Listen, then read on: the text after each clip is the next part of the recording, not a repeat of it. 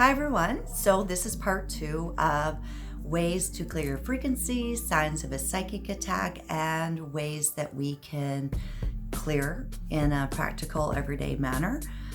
There's a few techniques that I'm going to give that aren't necessarily office worthy, but for the most part, it's a lot of stuff that we can do on an everyday basis. So I'm just going to apologize in advance. It's taken me a little bit to get this video out.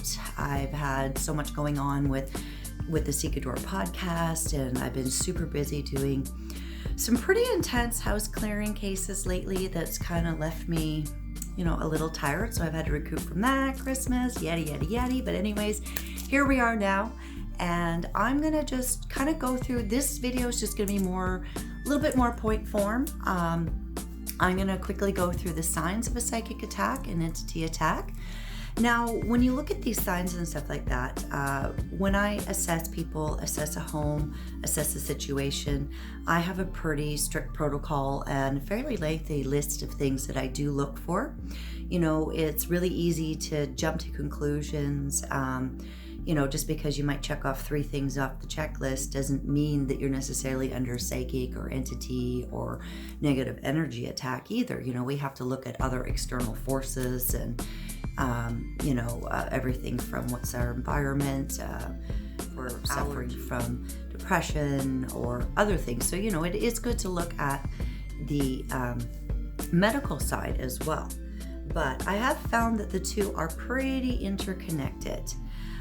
So let's get right to it, okay?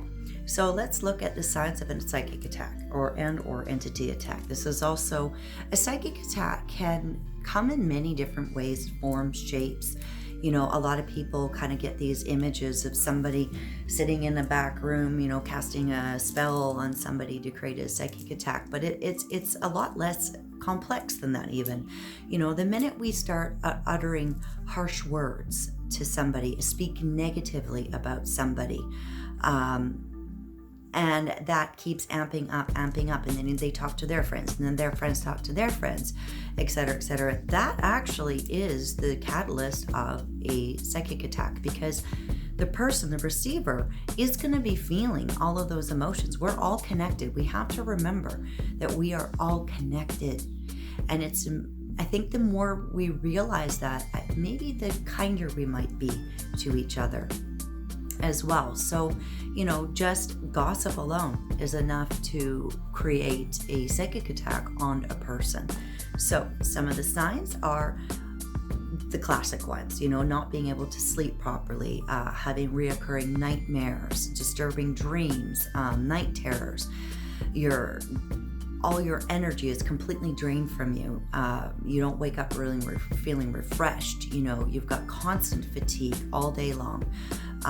We had just had a podcast out on sleep paralysis or the old hag syndrome, the guy with the tall hat, the other dark shadow figure with the red eyes. They're all 3 archetypes that have been associated with sleep paralysis. That one is particularly scary because it paralyzes you. The physical fear that people feel from it is extraordinary. You feel like something is sitting on your chest. You can't catch your breath. You feel paralyzed and frozen, and then people will see this figure standing usually over their bed or on top of them, and they feel like they're suffocating. So that one's a pretty extreme case. Seeing dark shadows or shadow figures, constantly losing things. You put your keys down, you put your glasses down, and then you look, and then you go back and they're right where you've found, right where you thought they were, or they've been moved to another spot as well. That is super annoying. This is constantly happening, though. It's not like once or twice, or you're being a little forgetful or whatever. It's to the point where it's obviously something interfering. Another one that I use is actually food going bad. That has always been a really good sign for me. I will cut up an onion and it sounds So old school witch, right? Cut up an onion, put it in a room that I think might be being affected by low level energies.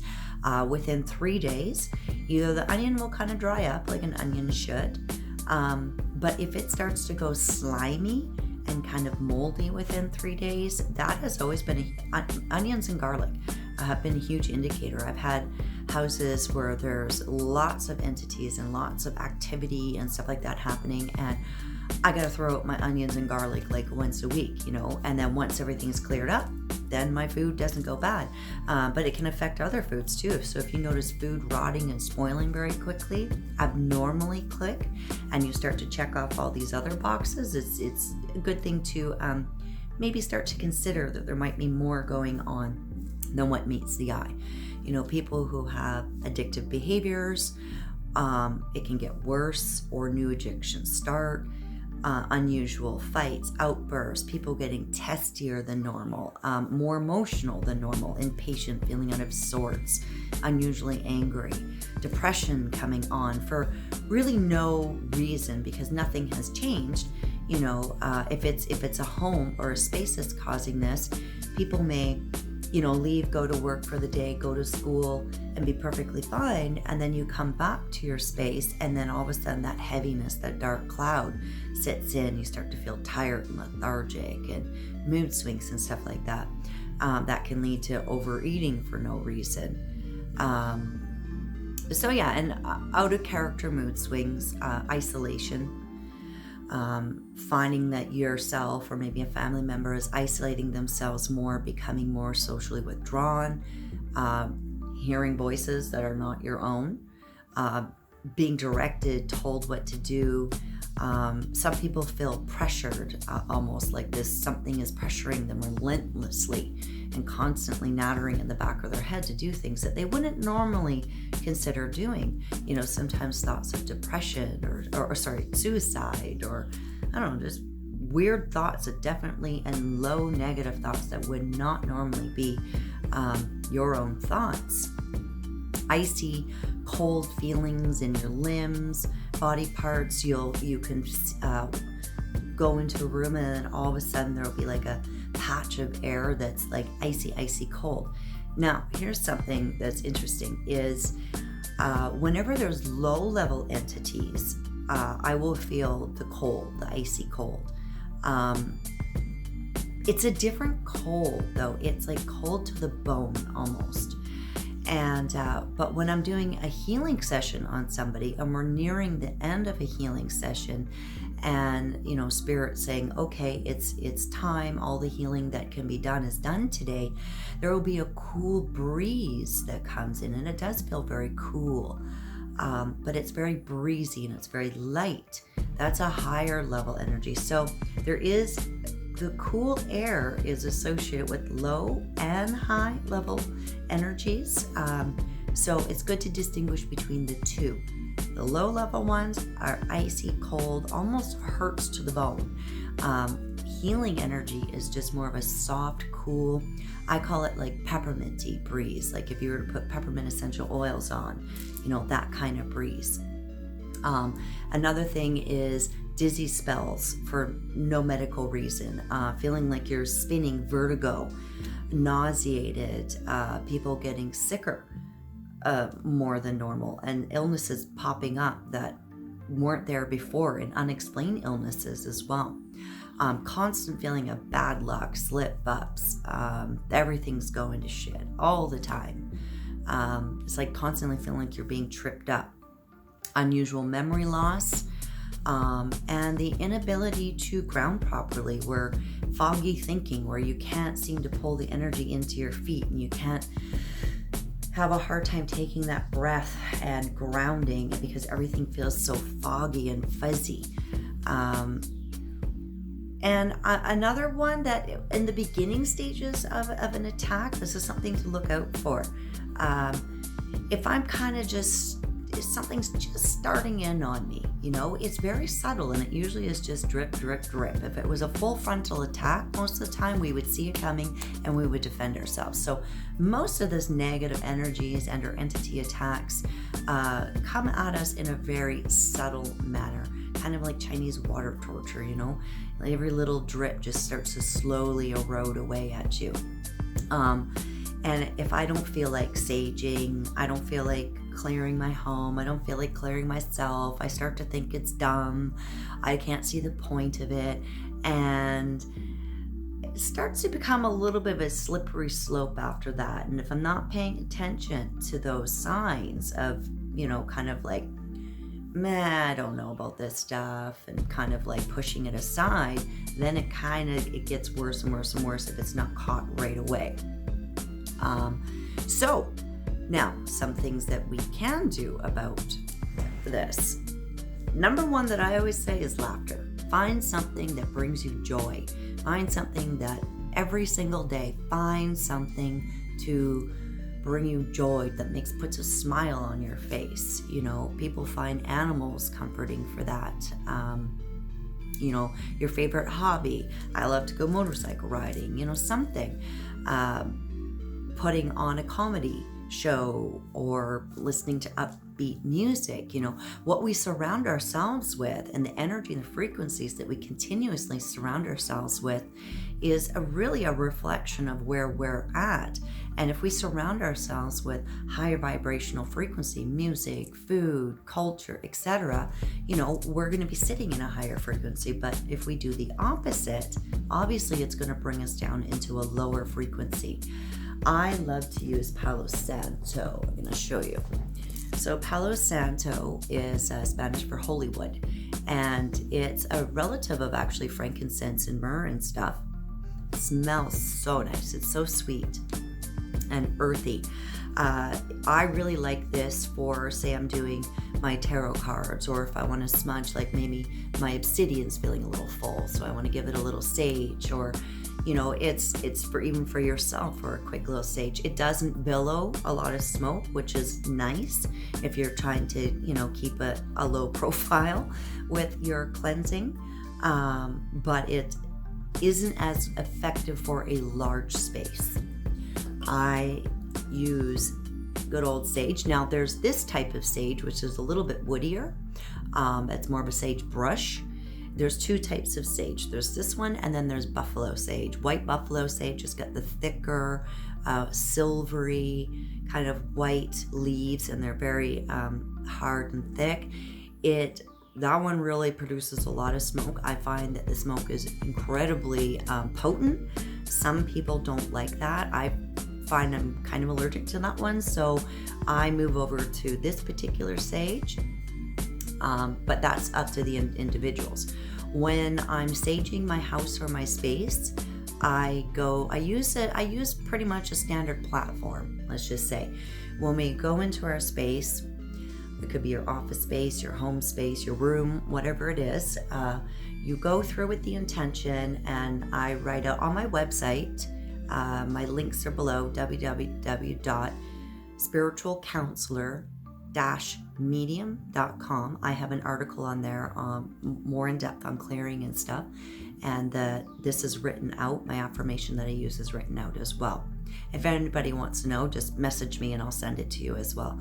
But when you go into the rooms, I start at the back of the house and I go through every single room, under the beds, in the closets, and all the areas, and really make sure that your sage is, you know, lit.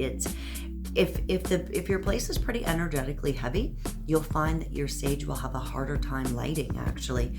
And when it's clear, it tends to light way easier. As I go through each room and space, I make sure I push the sage into the corners and all the spaces, and at the time I say, I call in my guides. You call in your guides. You don't have to know their names. You can say any spirit guides that are around me that are of the light, that want to help me out and will help me out right now, please come forward. And we are removing all negative energies, entities out of this space. It's no longer welcome anymore, and they have to leave now. So basically I go through each room stating the same thing. All negative entities, energies are no longer welcome in here. I sever all contracts, conscious or unconscious, in all space and time. As I go through the house, I make my way to the front door, and then I open the front door, and anything that I feel like sometimes, things will follow you a little bit, kind of like, what you doing? What's up? And I kind of feel like a little bit like the Pied Piper, anything else, I'm kind of scooping it up, and I visualize sort of a vacuum behind me, sucking any dark or low thought forms, energies, entities, anything like that, sucking them out of the house and blasting it out, and they can return back to source. And then I open up all my windows, let the fresh air, let the light in, and then I go back and I do one more sweep. And this time I come in with the sage and I say, I welcome high-level beings. I welcome joy, love, peace, prosperity, whatever you want to welcome back into your home, you welcome it back in. And at that point, you visualize white light coming in, and you visualize the light coming into you and filling you up. And then you're expanding that light, and you're expanding it into the room and your house. And then you push it beyond that. And then you create almost like a little supernova of light expanding beyond you. And then when you're done, you're like, okay, thank you. Say thank you for your guides for coming out. Kind of close down the energy, and then I kind of air it out just for a little bit more until I feel like things are settled, and then close everything up. And I'm telling you, you will feel like $1,000,000. Even if you go in feeling shitty, you just, even that act alone lifts your spirits up. Another thing that I like to use, now where did I put it? There you are, is Florida water.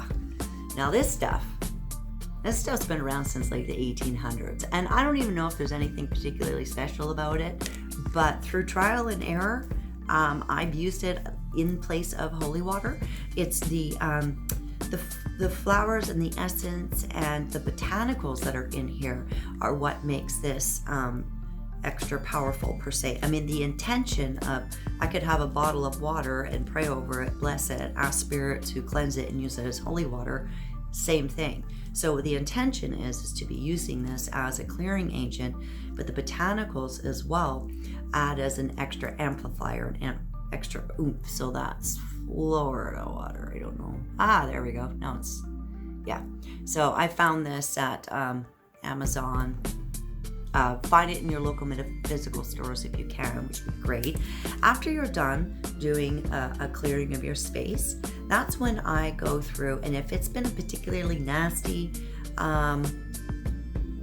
go of it for a while. I put salt along my windowsills, and I salt my front door, and that blocks spirits from entering. You can also, I also will put rose water in a mister. If a room feels a little stagnant, you can put a little rose water. I also take the Florida water and put about, this much Florida water to the same part rubbing alcohol to maybe like 4 parts water. The rubbing alcohol acts as a, an emulsifier between the water and the Florida water, and a stabilizer and preservative as well. So it'll last you a lot longer. And I do the same thing with the rose water. 1 part rose water, 1 part ISO, 4 parts water. And the rose water really lifts the energy in a space. So, if you're somewhere, say somebody doesn't like the scent of the Florida water or whatever, you can also use rose water in areas. Another thing that I do too, to give myself, if I'm gonna have a shower, you're kind of in a hurry, you feel yucky. After I'm done clearing, I usually will have like maybe a salt bath or a shower. You can take like a salt scrub, use a salt scrub, squish some lemon, use a lemon scrub as well. That helps sort of cleanse your energetic and your physical body afterwards. Quick technique, I use tinctures. They're the little bells that chime together. I have no idea where I put them. Bells, tinctures, singing bowls, crystal singing bowls. Love crystal singing bowls. Not that everybody has those on hand. They break up the energy really quickly. So if you find that you are under attack and you are, and something's feeling very heavy and oppressive and you need to kind of snap out of it quickly, ringing the bells, that's been used for centuries. To clear and to break up energy. It's not going to completely clear it, but it's going to snap you out of it, break up the energy enough for you to go in and start actually doing some work on it. The good old evil eye, hanging that in your window, hanging that in your car. That's been used as a symbol of protection for many years. What's the next thing? Oh, crystal gridding. Learning crystal gridding. You can do crystal grids in each room, and each room could be for something even specific. You can use crystal griddings to bring abundance. You can use crystal gridding to repel negative energy as well. Another one that I really love is sigils. And I'll get into that in another YouTube video, a little bit more explaining sigils and how they work. One of my personal favorites is sigil and candle magic. Making sigils and engraving them on your candle, stating the intention of what it is. A black mirror or a black candle mirror spell is one of my favorites. Quickie. You have a mirror and you state the intention. You have the mirror and you go, okay, you're going to be repelling negative energy. I get a little black candle and I put that in front of the mirror and I carve a little sigil into it, and I put a little bit of frankincense to up the ante on the candle. And so with the black candle mirror spell, any dark or evil force may now return to its source. May my home and I be free, safe and well, so mote it be. So I state that as I light the candle, and then I visualize it reflecting back any negative energies coming your way, sending it back to source. You make sure you call on your guides, call on your angels, call on the light. If you're feeling scared or you're feeling uneasy, you just have to ask. And that's the most important thing, that we have to remember to ask our guides for help. They don't just magically intervene. That's not how it works. So, and remember, the minute you call on your guides and the minute you say, I bring in the light to dispel the dark, I call on the light to remove the negativity, it's done. And I think our biggest Achilles heel is fear. We have to learn to let go of the fear, and we need to know that we are in control. This is our domain, and we are well within our control of the situation. We just need to know some little tactics, some little tricks, have that up your sleeve, and bing, bang, boom, you can get rid of negative energy just like that. All right, well, there you go. And I'm going to be working on a new video soon, and I'll talk to y'all later. Bye.